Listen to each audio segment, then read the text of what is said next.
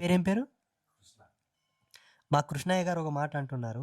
గురుదేవ బహుశా మీకు తెలియకపోవచ్చేమో, మీరు చదివి లేకుంటారు ఎక్కడ, మీ అనుభవానికి అది వచ్చి లేకుంటుంది. మీకు తెలిసిందే వేదం అంటే ఎట్లా, మీకు తెలియని కూడా కొన్ని ఉన్నాయి, దాన్ని కుబేర కుంకుమ అంటారు గురూజీ అంటున్నారు కదా. కుబేర కుంకుమ ఎట్లుండో చెప్పుందా. కుబేర కుంకుమ, కుబేరుని యొక్క విధి ఉంది, కుబేరుని పూజ ఉంది, కుబేరుని తంత్రం కూడా ఉంది. కుబేరుని తంత్రం, కుబేరుని తంత్రం ప్రకారంగా ఆయన మింగీస సంకల పెట్టుకుంటాడు, మింగూస. కుబేరుని తంత్రం ప్రకారంగా కూడా కుబేర తిలకం కూడా ఉన్నది. కానీ అదే మీరు అంటున్నారు కుబేర కుంకుమ అని, పేరు పెట్టారు కుబేర కుంకుమ. కుబేరుడు అంటే డబ్బులు కదా, పేరు పెడితే ఇంక కుబేరుది అయిపోతుంది అనుకున్నారేమో, కానీ కుబేర కుంకుమ అది కాదు. కుబేర కుంకుమ తయారీ విధిని కూడా ఇప్పుడు చెప్తా, కానీ కాపీ కొడతారు, వద్దులే కదా.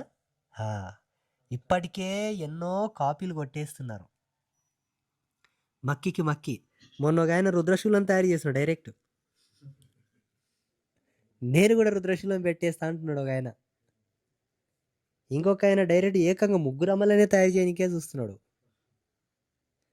ఇంకొక ఆయన ఇంకా కొన్ని చేస్తున్నారు మనలాగానే సాహసాలు. ఇంకా ఆల్రెడీ ఏకవస్త్రాలు కూడా కట్టేస్తారు చాలామంది.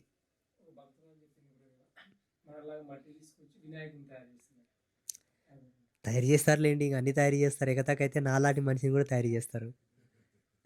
అందుకే అది కుబేర కుంకుమ కాదు. చూడండి, మనకు 12 వర్ణాలు ఉన్నాయి. ఎన్ని ఉన్నాయండి? కలర్లు ఎన్ని? వర్ణములు ఎన్ని? 7. ఇంద్రధనుస్సులు 7 వర్ణాలు ఉన్నాయని 7 అంటున్నావా? 12 వర్ణములలో సహజ సిద్ధంగా, సర్వసామాన్యంగా, సకల జనులు, సర్వమానవాళి, మీరందరూ కూడా 24/7 వితౌట్ సైడ్ ఎఫెక్ట్తో ధరించాలనుకుంటే 2 వర్ణంలో, ఒకటి పసుపు, 2 ఎరుపు. తెలుపు కూడా అందరూ ధరించడానికి యోగ్యత లేదు.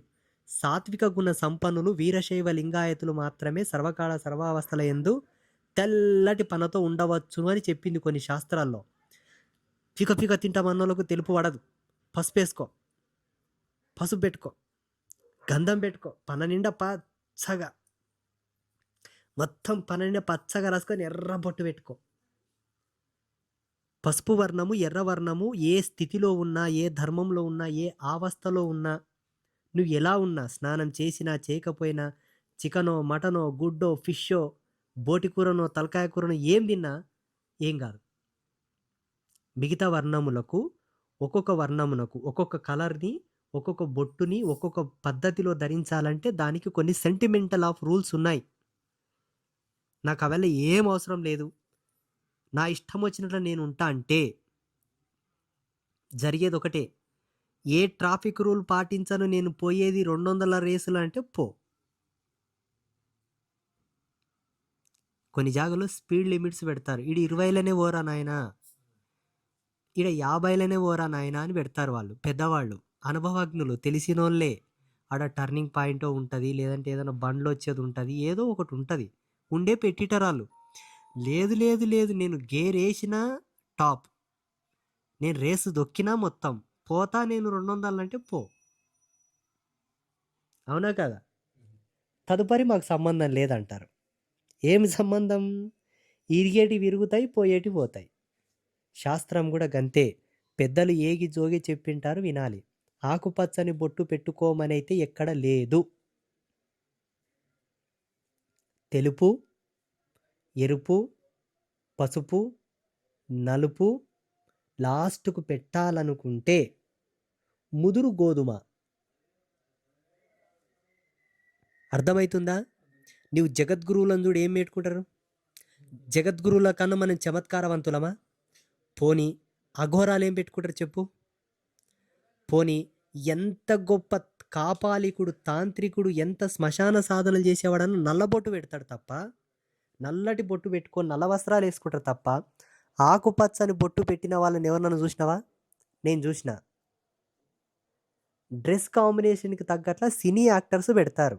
ఆకుపచ్చ డ్రెస్ ఉంటే ఆకుపచ్చ గాజులు, ఆకుపచ్చ బొట్టు, ఆకుపచ్చ బుట్టలు, ఆకుపచ్చ నెక్లెస్లు, అంటే వాళ్ళు ఒకేలా. చిత్ర పరిశ్రమలో పనిచేసే సినీ తారాలు పెట్టుకుంటారు. యాక్టర్స్ నటించే వాళ్ళే పెట్టుకుంటారు. వీళ్ళు కూడా నటిస్తున్నారేమో బయట. ఏమండి? ఆగు. ఏం చేతులు బరగనివి? ఆకుపచ్చ నెయిల్ పాలిష్ చేతులకు ఆకుపచ్చగా, కాస్ట్యూమ్స్ అన్నీ ఆకుపచ్చగా, డ్రెస్ ఆకుపచ్చగా ఉందని ఆఖడికి బొట్టు కూడా ఆకుపచ్చ అయిపోతుంది. Matching, total matching. మరి ఇక్కడ శ్యామల అమ్మవారిది కూడా గ్రీన్ మ్యాచింగ్ ఉందని బొట్టు కూడా మ్యాచ్ చేస్తావా? అంతే కదా. ఇప్పుడు నేను శ్యామల అమ్మ దీక్ష గురించి చెప్పిన, డ్రెస్సు చెప్పిన, మాలలు చెప్పిన, బొట్టు ఆకుపచ్చ అని చెప్పినా ఈ పిచ్చి పిచ్చి శాస్త్రాలు మాతో నడవాయి. కుబేర కుంకుమ ఎవరికైనా కావాలంటే నాతోనికి రా, నేను తయారు చేసి ఇస్తా. వీడియోలో చెప్పాం. ఆల్రెడీ మేము ఇస్తున్నాం వశీకరణ తిలకమని. అందులో కొన్ని వనస్పతులు అవి ఇవి మిక్స్ చేసి పెద్ద మనుషులకు చెప్తున్నాం, ఇట్లా కలుపుకొని పెట్టుకోండి అని. పనులు మస్తు అవుతున్నాయి కానీ మమ్మల్ని వాళ్ళకరిస్తలేరు వచ్చి. అర్థమైందా? మీరు కూడా కుబేర కుంకుమ పెట్టుకున్నట్లున్నారు. అబద్ధాలు ఆడకండి.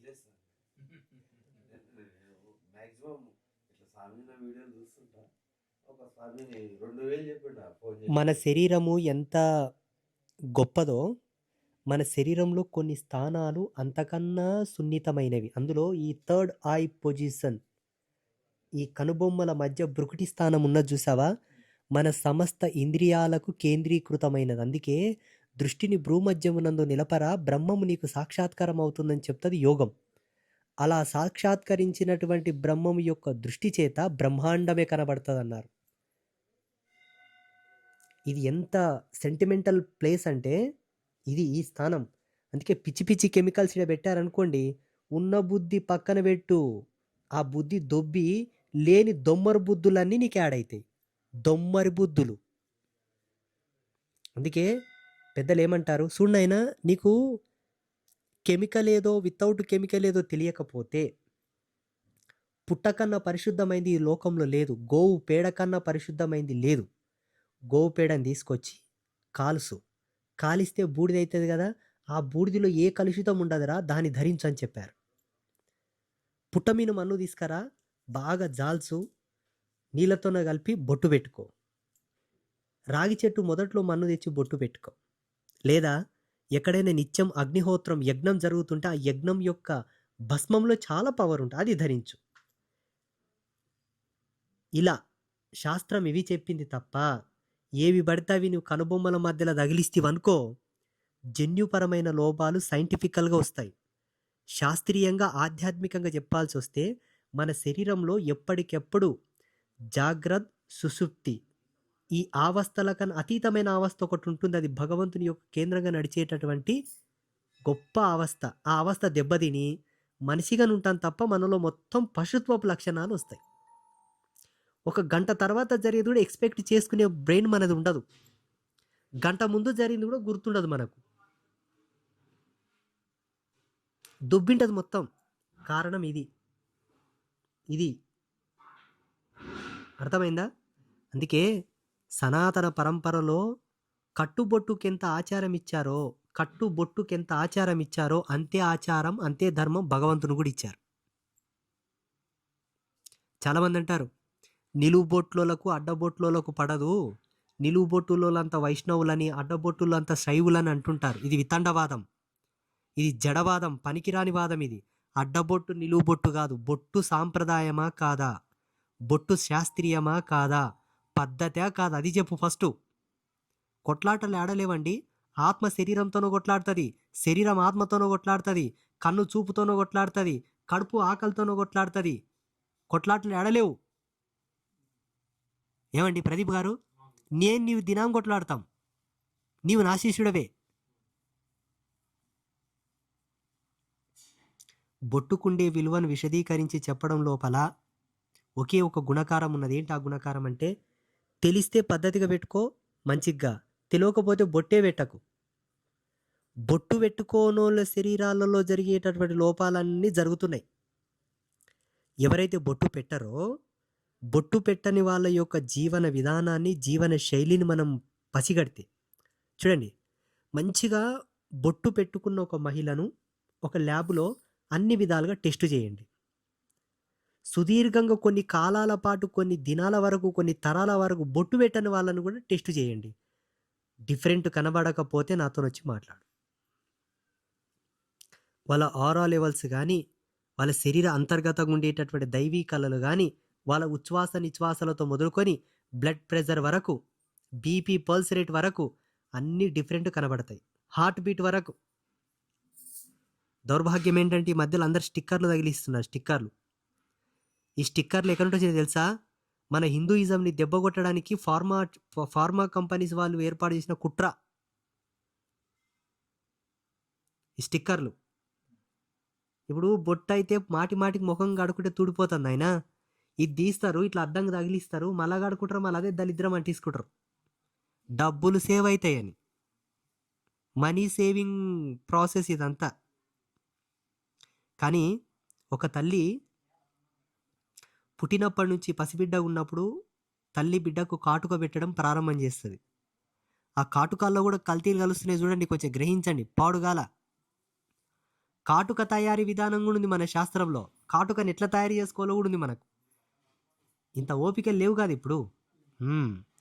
కాటుక పెట్టడం ప్రారంభించినప్పటి నుంచి స్త్రీకి, ఆడపిల్లకు, మగపిల్లాడికైతే ఒక పద్ధతిలో, ఆడపిల్లకైతే ఒక పద్ధతిలో తల్లి బొట్టు పెట్టే పద్ధతిని కూడా నేర్పే ఇది ఉన్నది మనకు. పెట్టారు. అప్పటి నుంచి బొట్టు పెట్టుకుంటూ పెట్టుకుంటూ పెట్టుకుంటూ పెట్టుకుంటూ వస్తూ ఒక మహిళ వివాహ దశకు వచ్చి పెళ్లి చేసుకున్న తర్వాత భర్తతో తను ఒక సంతానాన్ని స్వీకరించేటప్పుడు ఈ చిన్నతనం నుంచి బొట్టు పెట్టుకొని కన్నా పిల్లల్లో ఉండేటటువంటి పరివర్తనం వేరు. ఆ బొట్టు లేకుండా పిల్లలు కంటే అదొకటి వేరు, మళ్ళీ డిఫరెంట్. అదొక విధమైనటువంటి బ్రీడ్. చెప్పడం ఎందుకులే, అవసరం లేదు. బొట్టు పెట్టకపోతే బ్రీడ్ వేరే అవుతుందా? అది ఎట్లా సాధ్యం? కేవలం బొట్టు పెట్టకుంటేనే జన్యుపరమైన లోపాలు, గుణగణాల లోపాలు, మనిషిలో లోపం ఎట్లా వస్తుందండి? బొట్టుకు జన్మకేం సంబంధం ఉందని మీరు అడిగితే ఒక చిన్న లాజిక్ చెప్తా. చెప్పుందా? చెప్పొద్దా? చెప్తా. ట్రాఫిక్ సిగ్నల్ దగ్గర రెడ్ లైట్ పెడితే బండి ఆగుతుందా కదా? ఆ లైట్కి బండికి ఏం సంబంధం? శరీర ధర్మానికి కూడా కొన్ని మర్యాదలు ఉన్నాయండి. ఆ మర్యాదలను కట్టుబాటం లోపలికి పోయి తొంగి చూసిండ్రు మన ఋషులు. ఆ మర్యాదకు అనుకునగానే బహిరంగంగా అలంకారాలు, ఆచారాలు, ఈ కట్టు బొట్టంతా వచ్చింది. కుండ తయారు చేసేటోడు మీన ఒకటి ఉన్న ఏడు లోపల కూడా లొతుకులు పెట్టకుండా మొత్తం సరి చేసి కుండ మీన పూత పెడతాడు. అర్థమైందా? ఈ కుండ లోపల, కుండ బయటలు ఉండేటటువంటి ఆకారాలకు అనుగుణంగానే ఈ ఉంగరాలు పెట్టుకోవడం, కమ్మలు పెట్టుకోవడం, ముక్కు పుల్లలు పెట్టుకోవడం ఇవన్నీ వచ్చినాయి. చూడండి, అమెరికా, రష్యా, లండన్, ఆస్ట్రేలియా ఈ దేశాలన్నీ కూడా పెద్ద పెద్ద ముక్కు పుల్లలు, పెద్ద పెద్ద కమ్మలు, పెద్ద పెద్ద హారాలు, పాపిడి బిళ్ళలు, సీర ఈర కట్టుకొని మన దేశంకి వస్తే మనోళ్ళు ఇట్లా చూడాలి, హూ ఈస్ దిస్ ఉమెన్, ఎవరు ఈ మహిళ అని మన వాళ్ళు వాళ్ళని అడిగే దినం వస్తుంది. ఎవరు ఈ వీరవనిత, ఎవరు ఈ పుణ్యవతి, ఎవరు ఈ సౌభాగ్యమూర్తి అని మన భారతీయ నారి వాళ్ళను ప్రశ్నిస్తుంది. అప్పుడు మన వాళ్ళకు కొత్తదనం ఇష్టమై ఇప్పుడు ఇట్లా పోతురుగా. నిన్న శివాజీ గారు, సినీ నటుడు శివాజీ గారు ఏదో ఒక మాట అన్నారని మహిళా సంఘాలన్నీ పోయి ఆయన మీద పడ్డాయి. ఆయన వ్యక్తిగతంగా దూషించలేదు పాపం. ఒక అక్క హీరోయిన్ అయిపోయింది. ఆయన అక్క హీరోయిన్ అయిన తర్వాత ఆమె వేసుకునే డ్రెస్సులకు తమ్ముడు ఆ వీడియోలు ఎట్లా చూడాలి ఆయన? ఆ సినిమాల్ని సొంతం తమ్ముడు, కన్న తండ్రి ఎట్లా చూడాలి? అందుకే హీరోయిని అనే ఒక పాత్రతను మీరే పోషిస్తలేరు. అప్పట్లో సౌందర్య, అప్పట్లో సావిత్రి గారు, జమున గారు వాళ్ళు కూడా హీరోయిన్లే. అలా ఉండండి అమ్మా, మన తెలుగుతనాన్ని కాపాడండి అనే కోణంలో ఆయన అన్నాడు. ఇప్పుడు ఆయననైతే పూర డైరెక్ట్ మాస్ వార్నింగ్ ఇస్తున్నారు మహిళా శిరోమణులు. సరే, ఆయన అన్న దాంట్లో కూడా తప్పు ఉంది అనుకుందాం. ఎవరి స్వేచ్ఛ వాళ్ళది, మనం అనకూడదు. ఎవరి స్వేచ్ఛ వాళ్ళదంటే ఇప్పుడు కొందరి స్వేచ్ఛ ఎలా ఉందంటే వచ్చి హిందూయిజం మీద బురద చల్దాం అనే స్వేచ్ఛ ఉంది. స్థలాన్నిస్తామా మనము? మక్కిలు ఇరగదీసి తోలిస్తాం కదా. భారతదేశానికి ఒక మంచి ప్రతిష్టాత్మకమైన మర్యాద ఉంది. ఏందా మర్యాద అంటే భరతమాత యొక్క స్టాచ్యూని చూడు, ప్రతి స్త్రీ అలాగే ఉండాలి. ఓనికి ఇష్టం ఉంటే సినిమా చూస్తా లేకుండా లేదవా నీవే అంతా పిచ్చోన్లాగా.